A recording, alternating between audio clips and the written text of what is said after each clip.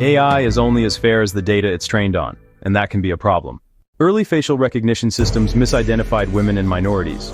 Credit scoring algorithms reflected human bias. Researchers exposed bias in AI models. Calls for transparency and ethical AI grew.